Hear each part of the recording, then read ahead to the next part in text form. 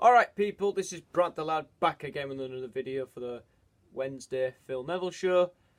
And today, I hope you're all doing really well, as I hope you are doing well every day. And we've got quite an interesting show for you today. I've rushed a little bit in the last few minutes or so. I've got a good few things out. I've got some topics and questions. I'm not going to show you because I'm going to talk about them myself. I've done my own. It's on a bit of paper here. My own transfer table because it's the first international break of the season, and I thought it'd be suitable if I did it then. I've got some Premier League stats, and I've got my team of the week, and I'm going to pick 3 goals of the Premier League weeks so far, and I'm going to choose which one was best. So it's going to be a new thing actually in the Premier League. So I'm going to pick 3 goals from one of the 4 weeks of the Premier League season. Not of each one, not of one for round 2, one for round, not for round 1, not for round 2. Not yeah, I'm not going to do that. I'm not going to pick like 9 goals. But I'm going to pick like 3 goals, and I'm going to see. I'm going to hope for a vote to see which goal was best, and I'll pick them out as much as I can. So, yeah, guys, I did a video yesterday about the Phil Neville training sessions and about the channel in general itself. I enjoy doing the Phil Neville training sessions. I don't know if you guys like it. I really don't know, but. We did the Derby episode on Monday, but we're not going to do them on a Monday anymore for a while because the Phil Neville training sessions, obviously, I love doing them, and I fear because college is back, I'm in 4 days a week. Last year it wasn't a problem because I had 2.5 days in. I had Monday, Wednesday off, and I had half day of Thursday in college, and then I went home after that at lunch. That's not going to be the case this year. I don't know if I'm going to have a half day yet, but I'm in Monday, Tuesday, Thursday and Friday. So I'm going to be doing less videos. I might do the odd preview on a Friday maybe, if we're playing on a Saturday. And if we're playing on a Sunday, I'll do the preview on a Saturday, or I could do the Saturday preview on a Saturday morning. So, yeah, obviously all the things I do in the week, like the Phil Neville training sessions, because it's for the Phil Neville show, it's the Phil Neville training sessions. Next week we'll be doing it with Bournemouth, not this week. So, yeah, I do apologise about that. I hope you all understand my concerns and my views on this. So, apologies if you're disappointed, but if you're happy about it, then good for you. Right, so I've got some topics here. We're going to talk about some other things. This is very new. It's from another country actually. I've got a friend who supports this team, Hearts, in the Scottish Premiership. Sometimes I watch the Scottish Premiership. I like to listen to the scores and see how the teams are doing. I know Celtic are probably winning a lot of games. Obviously, I know that they're going to win the title. I mean, it's basically guaranteed that they're going to win the title every year. It's a bit boring. A little bit, unless you're a Celtic supporter. I'm sure the Celtic fans still enjoy winning it every year. But our Heart's in trouble. Craig Levein, the manager, is under pressure after drawing 2-2 with Hamilton at the weekend. They made some good signings. They signed Joel Pereira on loan from us, from Manchester United. They signed Glenn Whelan as well, the former Stoke and Aston Villa midfielder. I don't know who else they've signed, but they reached a Scottish Cup final last season. And I thought those two would bring a bit of extra quality to Hearts but clearly that's not the case. They're second from bottom in the Scottish Premiership. They're 11th place. I think that's where you get a playoff against a Championship side. And then that decides your status. If the Championship side wins, they go up, and the Premiership side goes down. I think, I don't know. Hearts in the last 10 games, it's not looking good for the manager. I think they should give him another couple of games and maybe should go. My friend Finn, please, I'd love to know your views, pal. I'd really love for you to come in and express your views on this Hearts situation. Do you think Hearts should sack the manager to get higher in the table? Do you think Hearts should be worried? Because, because obviously you care a lot about your club, and you hope that you, obviously after the signings you've made, you'd hope for better, and including reaching the Scottish Cup final. You count that as success, but it's not really worked out for you. So I'd love to know your views. Do you want the manager to stay, or do you want the manager to leave, and who would you want to take over? I don't know a lot about Scottish managers in the Scottish Premiership. I know Neil Lennon and Steven Gerrard. I know Steve Clarke, he's the head coach of Scotland now, as he was Kilmarnock manager last time. I know there's Paul Heckingbottom, who was the manager of Leeds. So, who knows? Any Heart supporters, please, you're welcome to come in and drop your comments below and give your view on your club at the moment. Okay, the next one I'm going to look at is, can Leicester get into the Champions League again? Now, Leicester obviously won the Premier League in 2016. It was a miracle. They got into the obviously they got into the Champions League because they finished in the top 4 and they won the title. So, could Leicester get into the Champions League again? Well, they've started the season brilliantly, and they've got us next, and I'm shitting myself, honestly. Sorry for the bad language, but I'm absolutely shitting myself about that game. We've got no Pogba, no Martial, no Luke Shaw. How are we going to win that game? I really don't know. I will have to count my lucky stars if we get a draw out of that game. So, but I think Leicester have a real good chance of getting into the Champions League, possibly, to challenge for the top 4. And, the last few years have been pretty bang average. Under Claudio Ranieri, in his second season, in the 2016-17 season, he got sacked down near the relegation zone. They finished mid-table in the 17-18 season, and they finished the challenge for the Europa League places, but they finished mid-table in the 2018-19 season under Brendan Rodgers after Claude Puel was sacked. So, Leicester, it's a great turnaround. They've got so much quality. Tielemans, Vardy, Maddison, Chowdhury, Soyuncu's been really impressive as well. Chilwell. There's so many impressive players, and they all seem to be together. They all seem to be a massive positivity under Brendan Rodgers. I like Brendan Rodgers. I know he's managed Liverpool, but still, I think he's an excellent manager. And he's a manager, I wouldn't mind playing under either.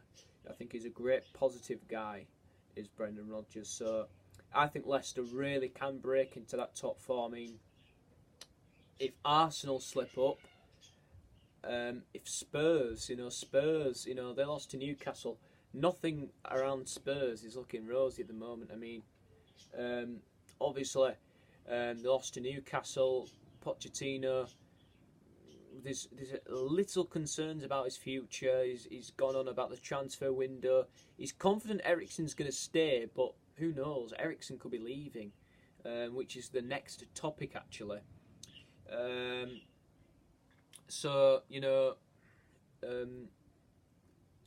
Tottenham, maybe they could slip out, and maybe Leicester could go in. Who knows? And Wolves, I said they finished 6th. I don't know if that's going to happen now. They haven't won a game yet. They lost to Everton at the weekend, so I don't know. Wolves might be struggling a bit. They might be, the Europa League effect might be having some sort of effect on them, as Nuno Espirito Santo doesn't seem quite concerned. But you never know, do you? Right, so the next topic we're going to look at is, could Christian Eriksen be coming to Manchester United in January? Because according to The Sun, which I don't really trust, but I just put it down and thought, could it work? I would absolutely take Eriksen at Old Trafford. I really, really would. I mean, we haven't won a trophy in 2 seasons, I know that. But I hope we do this year, but I don't think we will. But, you know, again, Manchester United is a big club. Tottenham, I'd count them as a big club, but they haven't. But I don't know, because they haven't really won any trophies. You know what I mean? But I think Eriksen would come to Manchester United. Well, no, I don't. No, I don't even know what I'm saying there. I shouldn't have said that. No, I don't think he would want to come to Manchester United because of the turmoil we're in, with with the situations with the Glazers and Ed Woodward and the board are doing absolutely shite. The club's like a circus. We're like a laughing stock now, and I'd love Christian Eriksen to come to Manchester United. I think he would sort out our midfield. I think he'll be a creative player. If we still kept Pogba as well, I think those two could be massively key to the team.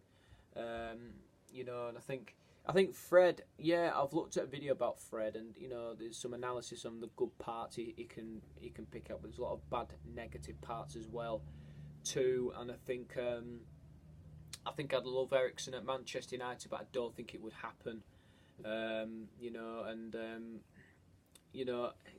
Again, I think he'd be a top class player, and we're in talks with him at one point, but we didn't get him. I don't know. I think he's got his eye on a Real Madrid move or a move out of England. So who knows what will happen? But if we could get Eriksen in apparently Juventus are also in competition with us. I think we'd probably go to Juventus, really. I wish I never really said that he'd come to us, but who knows. Right, next topic is, has VAR made the game better or worse? Now this sounds like a blatantly obvious question. It's made the game worse.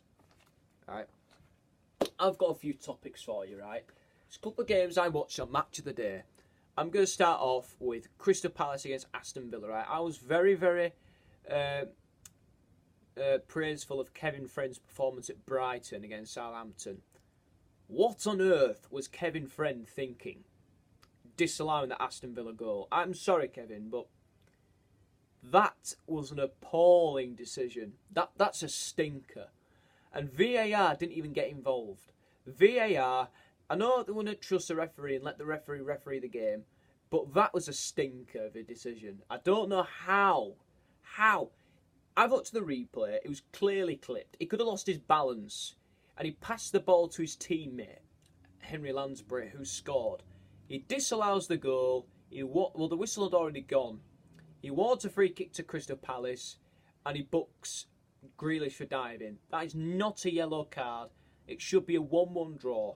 Crystal Palace, they have made me eat my words. I am gonna, I thought they'd be all right, but I thought they'd struggle a little bit. I thought they'd have a slow start after the Sheffield United loss.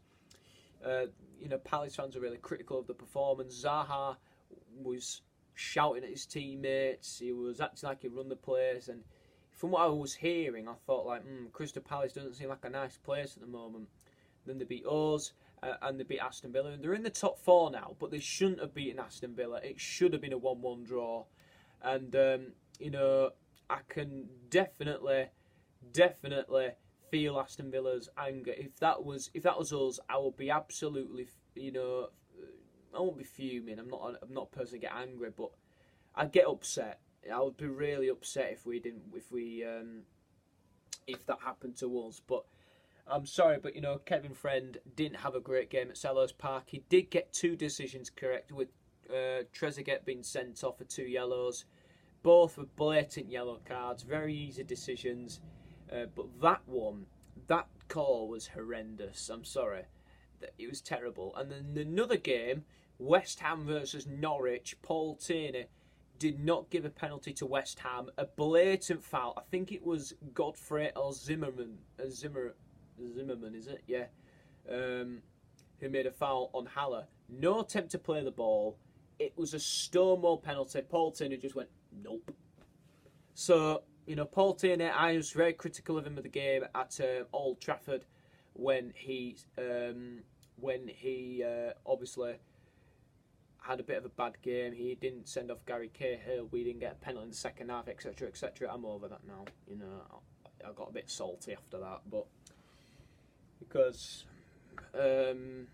I was annoyed with the decisions, really. I weren't taking anything away from Palace, but I thought we didn't get the decisions. I know we got a penalty we missed, but yeah, whatever. Short Brad, talk. But yeah, VAR. I don't know. They're having a stink at the moment. I really, really don't know what's going on with VAR. It's terrible. And Daniel Farker, the Norwich manager, said there was a tackle on the player. I think it was Haller who made a tackle on Zimmerman. I thought probably it should have been a yellow card, and he said that he couldn't sprint. And obviously it was their fault. It should have made a substitution, really. In my opinion. That was Jermaine Genius's opinion, really. He did get pretty vexed at VAR for that game. And he said VAR didn't work, and he says he's a friend of VAR, but he said VAR didn't work at West Ham. Well, obviously it didn't. Right, so the next topic we're going to look at now is, was Mane right to kick off at Klopp and Salah? Do you know what? Yes, I think so. According to stats, I'll show you in a moment. I've picked out a few stats today, but I'll tell you about that later on. But Mane was free. He had scored a goal. Salah hadn't scored a goal. I can understand where Salah is coming from for being selfish, because he wants to get a goal. He wants to compete with Mane, and he wants to chase the golden boot. I understand Mo Salah to an extent, because he hit the post as well. He missed a sitter where he really should have scored to give Liverpool the lead in the first half, and I can understand. But Mane was free, open arms. He wants to win the golden boot too. He was like this, come on, give me the ball. And Salah was very, very, and he was open space, onside. It would have been a simple goal. I think Liverpool should have scored more, and it would have helped them in terms of their goal difference above Man City. And you know what? I think Liverpool, Klopp likes that. He likes that passion. He likes the players that they compete against each other. Like Salah and Mane, for me, they all want to compete for that golden boot and to win titles. So yeah, I agree. I can understand Mane because he wanted to get that goal as well. I can understand from Salah's point of view why he was selfish, but I think he should have given it to Mane. And I think I think Mane really should have scored. I think Mane would have scored, and I think Liverpool could have had 4, 5, or 6 because they created so much chances. I'm not saying Burnley were bad by any extent, but I think Liverpool created loads of chances where they possibly should have scored. So that's my point of view. So if there's any Liverpool fans, Chris Welch, a good friend of mine, if you've got any, anything to comment on that, please let me know. So that's the Klopp and Salah thing done. And the next thing I'm going to look at now is I watched another good friend of mine, 100% Newcastle United, NUFC. My good friend Sharky, he was fuming. Sharky's one of the calmest, nicest people I've ever met on YouTube. And he was raging, right? He was absolutely seething. Lots of bad language. He was fuming, right? This is about Michael Owen. The question is, was Michael Owen right to make his comments about Newcastle, right? If you don't know what his comments were, he said, I regret moving to Newcastle. Right, I think it's a disgrace, right? If it's something to do with Mike Ashley, then fair enough. I mean, Newcastle fans don't really like Mike Ashley, do they? But but he's playing with Alan Shearer, and he's playing with Newcastle, historically a big club, And you know, Newcastle's got great fans, a great stadium, and they're ruined at the moment by Mike Ashley, right? And you know, I think, you know, it was a part of a Newcastle side that were challenging for the top 6. I weren't really watching football back then, but Michael Owen was a great player. I didn't really watch it for him back then when he was playing that much, so excuse me on that part. I was very, very young at the time, but you know, I think it's a disgrace. You know, you get an opportunity to move to a football club, a massive football club. He said that he didn't want to move anyway. He said he wanted to go back to Liverpool. He was injury prone. You know, he left Liverpool for Real in 2004. You know, he was injury prone. He got a lot of injuries in his career. I don't think he would have gone back to Liverpool. He was a part of that team that got relegated under Alan Shearer back in 2009. And you know, Newcastle were, you know, they were relegated to the Championship, and he says he regrets going there. He says he hated it. You know, obviously if it was Mike Ashley, I could kind of understand, because from what I've heard, Rafa Benitez didn't trust the Newcastle board. He didn't trust Mike Ashley either. So, you know, I do think it's a problem, Mike Ashley, personally. I think a lot of fans have for many, many years. I wish he would go, and I'm not even a Newcastle fan. And you know, and I think he was absolutely wrong to make those comments. And he said, I don't have to justify myself to Newcastle fans, effing Newcastle fans. And he also, you know, had a bit of a row with, you know, Alan Shearer on Twitter as well. So that was quite interesting. And the last question is, am I Ollie in or Ollie out?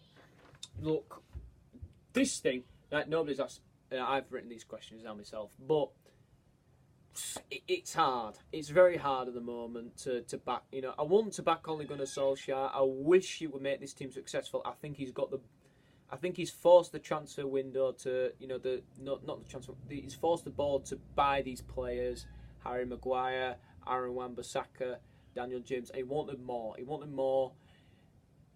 Yeah, and you know, he said, right, I want Harry Maguire signed by this day, right? And you know, they've certainly improved the team, but his away record is shocking. The last win away from home he got was against PSG, and you know, I think he's fallen out with the players a bit. I think the fans still back him, but I think he's making excuses for the players. Apparently, he called Pogba and Rashford a joke after the game against Southampton, and he lost his rag. I think he's starting to lose the players a bit, if that is true.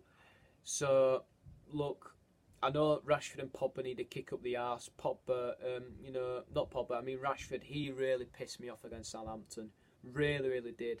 And, you know, I just think at the moment, you know, I'm going to give him a few games. I think we'll lose to Leicester. Really, it's a home game. I think Leicester will be favourites. I think they'll beat us quite comfortably as well. I think they're going to win 3-1 against us at Old Trafford. I think we're going to get embarrassed. I think we're going to get slapped, kicked, our arses wiped. Everyone's going to laugh at me. Everyone's going to laugh at all the other United fans. Mark Goldbridge, Adam McCall, all the great United fan channels. And, you know, it's just, that's what I think is going to happen. I count my lucky stars if we've got a draw at that game. And, you know, people might think I'm a bit of a problem to the club. I really want the board out. I want the board out. I want the Glazers out. I want Ed Woodward gone. I want new owners. I want things to change, because 6 years in a row, probably going to be 7. It's not going anywhere. We're not succeeding. We're not changing anything. You know, the board is still the board. You know, not changing anything. You know, this club's still failing really, really badly. Where we haven't been in the, you know, we got knocked out of the Champions League stages. You know, obviously we not got knocked out of the top 4. We've had managers, David Moyes, Louis van Gaal, Jose Mourinho, gone. Ole Gunnar Solskjaer probably will be gone in a few months' time. Where you just don't know where this club's going to go. And you know, I want to back him. I want to give him the support. I want to be positive. I want to win games. Of course I do. But I think the best thing we can get nowadays is draws. We're not scoring. You know, up front we look absolutely awful. We look horrendous up front, and you know, Martial's out, Pogba's out, and Shaw's out for that Leicester game. Ashley Young's still there at fullback. It's just terrible. I'd play it back if I was Ole Gunnar Solskjaer, right? I'd play a back three for the next game against Leicester, or a back five. I'd play Tuanzebe. I'd give him a start. I'd start Lindelof and Maguire. Play Young and Wan-Bissaka as possible wing backs. I don't know. Change the formation a little bit. Drop Lingard from the team. That's what I'd do. And you know, maybe put Mason Greenwood up front. Maybe put, I don't know, someone like Juan Mata on the right. You know, or you know, just somebody that could get the ball in. I think Rashford suits in the wing, not up front. You know, and I think maybe Daniel James could play on that right hand side, and maybe Juan Mata could play him behind. I don't know. It's not good at the moment, you know, and you know, I don't entirely blame Ole, but I think his record away from home has been shocking, and I think it needs to change. I don't know how it's going to change. I can't see it changing unless we do something about it. Obviously, we can't buy any players until January, so that's nothing really. So yeah, we're just going nowhere at the moment. So it's not good. We've got players with egos. We've got things kicking off a little bit, according to rumours. And look, it's not good. It's not good at all. So that's the disappointment, really. Right, so I'm going to move on now to some stats after rambling on about Manchester United. Right, so here's some stats. So both Timu Pukki and Ashley Barnes, both had a great start. They scored in all of their games up until the 4th week. So Pukki got one against Norwich, Barnes got 2 against Southampton. So let's focus on Pukki first. So he got 1 against Liverpool. He got a hat-trick against Newcastle. He got 1 goal against Chelsea, so he scored 5 goals in 3 games. Ashley Barnes, 2 against Southampton, 1 against Arsenal, 1 against Wolves. So he scored 4 goals in 3 games, and then neither of them scored in their games, in their respective games against West Ham and Liverpool. And so Ashley Barnes, a very, very key player for Burnley. So both of their goal scoring records are stopped. So I was wondering, like, so if Pukki's records ended, does that mean Barnes is going to end too? And that was the case. You know, it's a bit of a coincidence, really. Liverpool won their 13th game in a row. The last time Liverpool dropped points was their 0-0 draw with Everton at the start of March. So, in case you were interested. So Liverpool won their 13th game in a row, which is quite fantastic. I think it's including the Champions League final. I don't know. If it isn't, then it would be the 12th, wouldn't it? I don't know. But yeah, Liverpool have won their 13th game in a row in their win at Burnley at the weekend. Crystal Palace, who actually they're 4th place in the Premier League, have conceded fewer goals than any other team. Only 2 have been conceded against 2 United clubs. Sheffield United, when John Lundstrom scored his goal against Palace, and Daniel James in Palace's 2-1 win at Old Trafford. The next stat we're going to look at is Mane, according to stats, had no right to be angry, according to stats, as I've written down. As Mo Salah's chances, when Mane makes the pass, more chances have been created, and he's made more assists. So that's according to stats. There's a stats on the BBC Sports page. That's where I've kind of got them from, hunted for a bit of stats as well. And the final one is, if Sergio Aguero scores against Watford in their next home game, he would have scored 100 goals at the Etihad Stadium only Wayne Rooney and Thierry Henry have scored more. So obviously Wayne Rooney scored all of his goals, most of his goals at Old Trafford.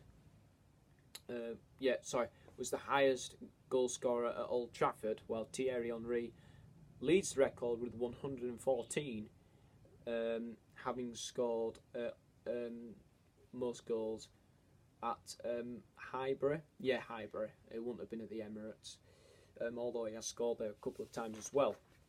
Right, now, this is the part you've all been waiting for. So this is my transfer table. It's going to be very quick. I'm not going to go through all of it. So bottom of the table is Chelsea. Straight away, Chelsea. Transfer ban. Can't help it. Can you, Chelsea? Not really your fault, but you are bottom. 19th place, I'm going to go with Burnley. Now, Burnley, they replaced Stephen Ward, who left for Stoke, and they signed Eric Peters.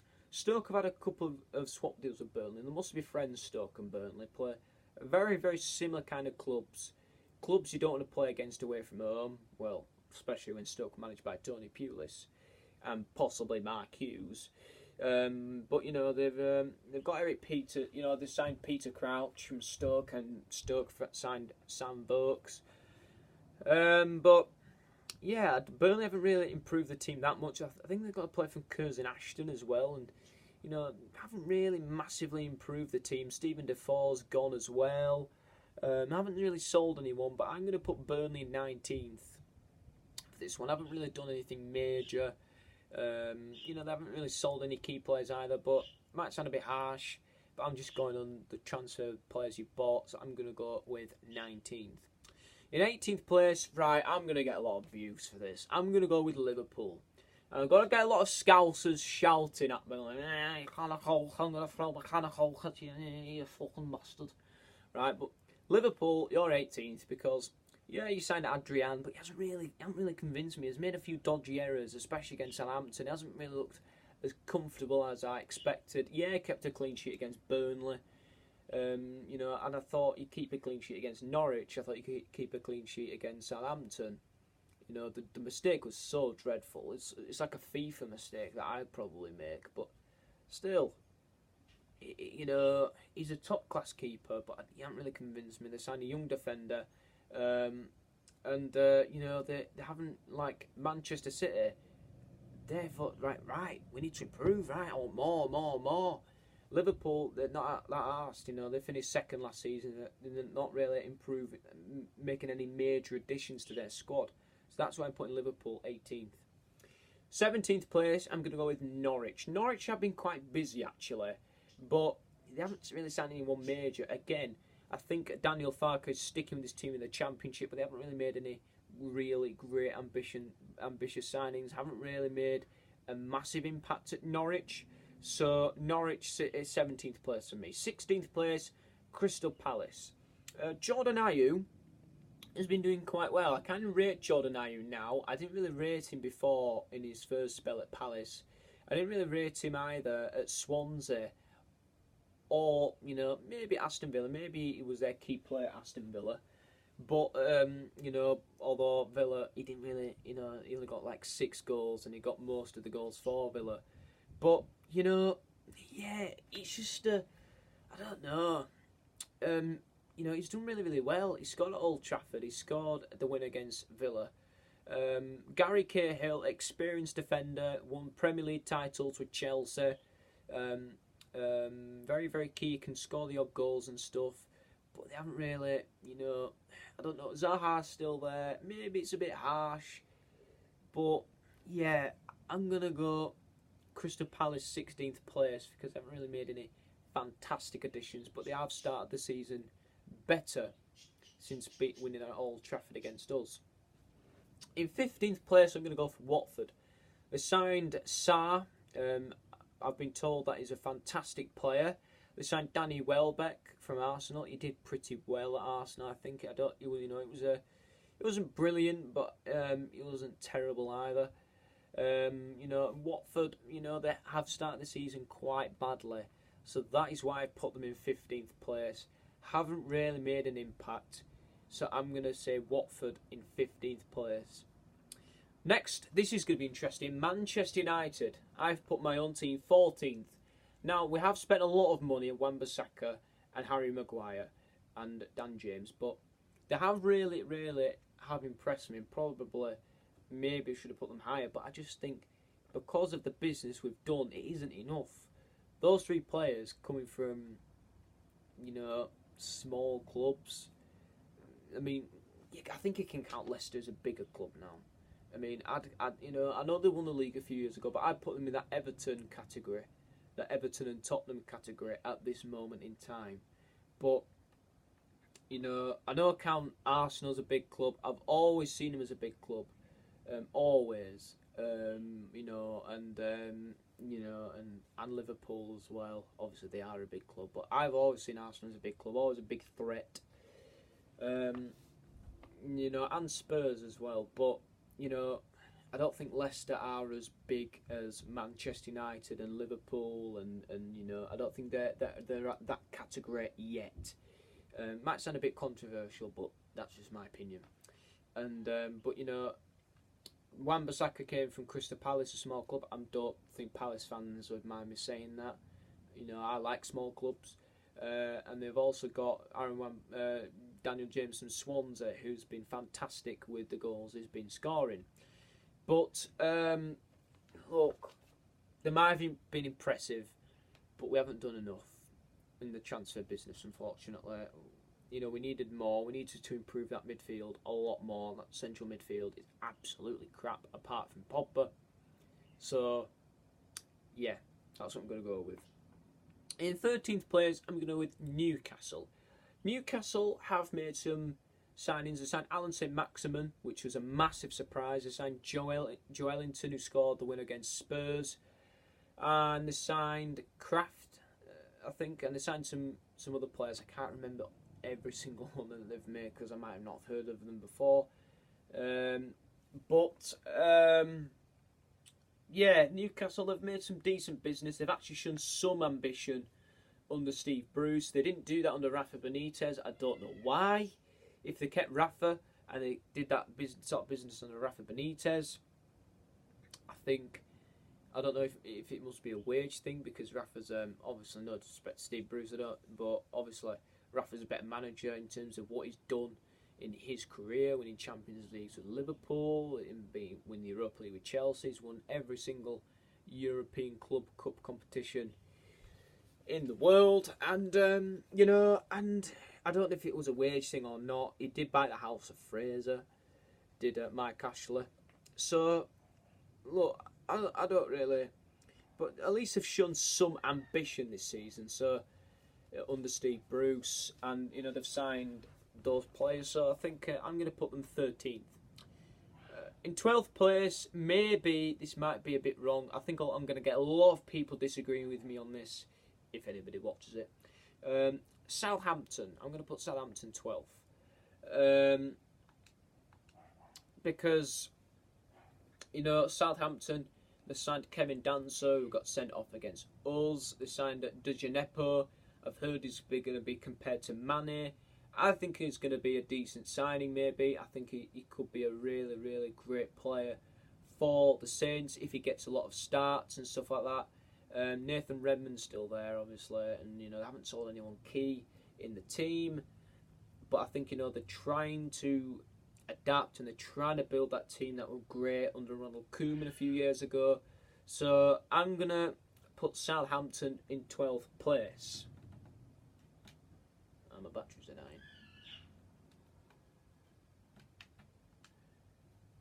So in 11th place, I'm going to go with Sheffield United. Sheffield United have been very, very impressive at the start of the Premier League this season. I'm starting to think that they've got a decent chance of staying up. I really, really do rate the chances. The comeback against Chelsea, they got a point at Bournemouth, they beat Crystal Palace. The only one negative they've got was against Leicester. And you know what? Chris Wilder isn't a manager that just accepts an effort. He says, so what? It's an effort. He was very, very, very critical of the performance against Leicester City. Like, they'd shown no passion, no effort, no desire. He slated them, although they did show an effort in the game. You know, a lot of managers would accept that, especially me, and I'd accept an effort. You know, I know looking at Huddersfield last season, they had massive amount of quality not in the team. They had no quality whatsoever. They had Carlin Grant scoring all the goals. That's why they got relegated. I think it was inevitable, really. But Sheffield United have done well. They've signed Ollie McBurney from Swansea. They've signed Lys Mousset from Bournemouth. They signed Lou Freeman from QPR.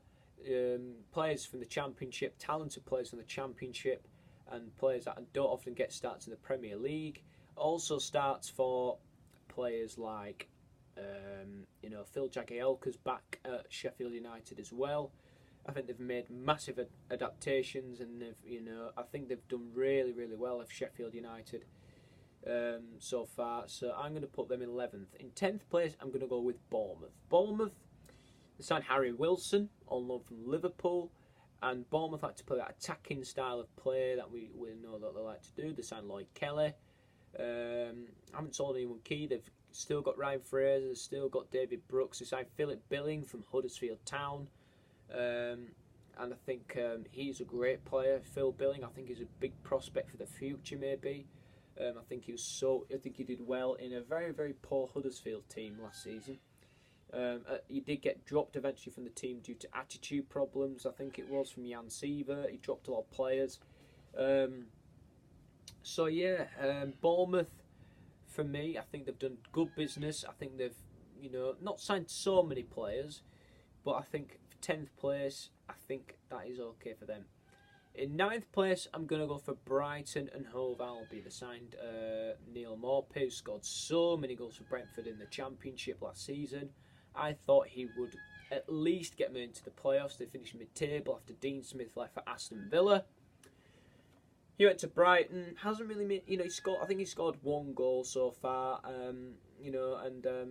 Anthony, they signed a player called Leonardo Trossard as well. And I think they haven't sold again. I don't think they've sold anybody massively key.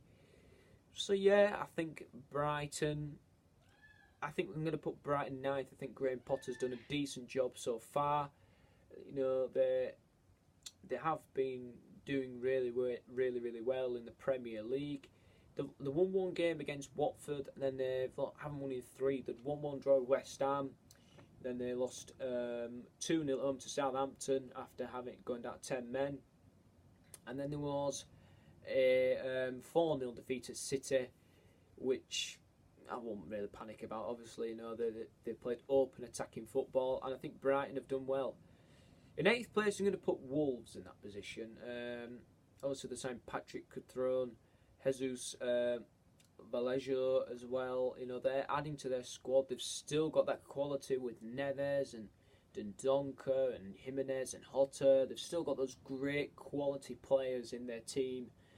So that's why I'm putting Wolves 8th in that position. They haven't started the season well. I don't think they've made a massive impact. Sorry, somebody wrote something on the back of this. It's not really important. So, yeah, that's why I'm putting Wolves 8th. Man City is next. I'm putting them 7th in the transfer window table. They signed Cancelo from Juventus, a swap deal for Danilo. Well, I don't know if it was actually a swap deal, but Danilo still went to Juventus, and it was another way around for Man City signing Cancelo. They want to improve their squad. They really, really do. They sold Fabian Delph to Everton. So, obviously, I think, City, yeah, I'm going to put them 7th in the transfer table. They signed Scott Carson as well from Derby County. They haven't replaced Vincent Kompany, and Laporte's injured now, so that's going to be a big, big problem now for Man City, possibly. And it's going to be a big blow for them. So, they signed Angelino as well, so... yeah, I'm going to put Manchester City 7th place. In 6th place, I'm going to go with Spurs. Spurs, yeah, it's uncertainty about Spurs at the moment. I mean, obviously still got Harry Kane, still got Son, still got Fight. There's rumours about Eriksen leaving. Signing Ndombele, who's a fantastic player in that midfield for Spurs. They've got young players. They've got Jack Clark from Leeds. He's gone back to Leeds on loan. So, yeah, I'm going to put Tottenham 6. They signed Ryan Sessegnon from Fulham, who they've been linked with for a very long time, for a couple of seasons. So I'm going to put Tottenham 6th, because they've kept the quality and they've signed some decent young players. So I'm going to put them 6th. Some of my decisions have been a bit baffling. I'm probably going to get a lot of criticism if people watch this. In 5th place, I have got West Ham. I like Haller. I think he's a fantastic player. They got rid of Arnautovic, attitude problems, the right to let him go. Hernandez has gone. West Ham might be struggling for striking options. They've got Ajari as well. I'm not too familiar with these new players from West Ham, but Haller has had a great start. Got 2 goals against Watford, and he got 1 against Norwich at the weekend. I think he's a really good player. I think he could be the new Payet. He could be a new Arnautovic. He could be the next West Ham hero. But hopefully he doesn't have any attitude problems come in the future. So, and they've kept hold of great players like Declan Rice, who's had been really good. Felipe Anderson, who did struggle a bit towards the end of last season, but he will come good, and they are winning games against West Ham. So I'm going to put West Ham 5th. In 4th place, I'm going to go with Arsenal. Arsenal, they signed Nicolas Pepe from Lille, and they have done brilliantly. Well, Pepe hasn't scored yet, but I've seen some really impressive little tricks from him. Signed Kieran Tierney as well at left back, and they've been really ambitious. They've got rid of players like Alex Iwobi, and they also adding David Luiz to the squad from Chelsea. So, yeah, Arsenal get 4th place for me, pretty impressive. In 3rd place, I'm going to go for Aston Villa.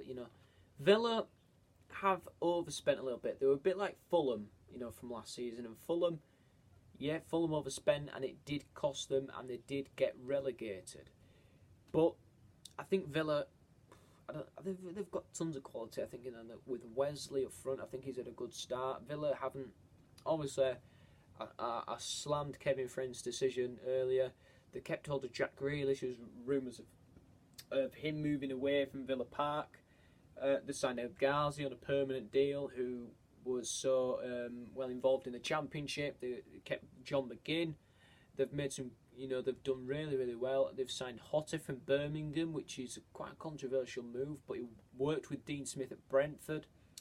So yeah, he's been, Villa have been quite busy, and I like, the fact that they've sold a lot of players like Jedinak, Alan Hutton, and lots of other players in that team who were in the Championship, and they're trying to buy Premier League quality players that can really set this league alight. And I like their ambition that they've shown, but hopefully it doesn't cost them and takes them back down to the Championship, because Villa do belong in the Premier League. In 2nd place, I'm going to go with Leicester City. Leicester City have been very, very impressive. They signed Tielemans on a permanent deal. They kept Harvey Barnes. I thought they were going to send him out back on loan, but they didn't. They got rid of players like Shinji Okazaki. The team has really improved. I think Tielemans is the most notable in the team for Leicester that they've signed him, because he was so key to the team. Obviously with Harry Maguire gone, I think they've still done really, really well to remain unbeaten in the Premier League. They'll remain pretty solid. They kept good players like Ben Chilwell as well. I think he's an amazing player, and I think maybe one day he might move to another club. But and the fact that they've kept hold of James Maddison as well, and Chowdhury, Leicester have got so many quality, strong young players. Obviously, most of them were there last season. They signed James Justin from Luton Town, who helped them get promoted to the Championship from League One, and he signed a Premier League deal with Leicester. Sometimes I forget all the signings that they've made, but I know they've made some really good signings, and they've kept hold of a lot of their great quality. So that is why I'm putting Leicester City 2nd. And finally, top is Everton. Everton have done fantastic in my view. So look at the players that they've signed this year. They've signed. Don't come in. They've signed Alex Iwobi from Arsenal. They signed Richarlison. They signed Moise Kean from Juventus. That is a fantastic deal, I think. They signed Andre Gomes on a permanent deal. So brilliant. You know, Everton have really done very, very well in my eyes. You know, Richarlison was obviously there last season, but you know, I think Everton, you know, they've really started clicking. They beat Wolverhampton Wanderers at the weekend. I think Everton have done the best in the Premier League out of all those teams in the top flight. They signed Fabian Delph, who was very, very good against Wolves. So yeah, that is my transfer table. And you know, sorry if I didn't really explain it very, very well. And some of the decisions I've made might have been a bit baffling, but that's just my view. So guys, yeah, we're nearly done, and I think we'll be back next week. Yeah, we'll call it off there. Yeah. So guys, I will be back next week for the Phil Neville show. In fact, yeah, next week, next Wednesday, I'll be back. We might be talking about some stuff that happened in the international break. Huddersfield and Sheffield Wednesday. Hopefully, might get new managers by then. Who knows what will happen? So yeah, guys, that is the end of today's episode. I hope you all enjoyed it. Please remember to leave a like, subscribe, and comment below. Oh, wait a minute, I forgot one thing. I'm actually going to leave some comments. I'm going to leave a comment below about the goal thing for goal of the month. I'm going to pick 3 goals that are my favourite. So I'm going to look at that, and I'm going to put in the comments below. And I want you to put in the comments below your opinion on 3 goals I'm going to pick, and then I will pick. I will see who wins the vote in the next one. Unfortunately, there's no prizes. Unfortunately, you might get a shout out if you want. You know, I've shouted out some of you that watch the channel already, but yeah. Please vote, and then I'll announce who won the vote in the next episode. Goodbye. I'll see you all next Wednesday.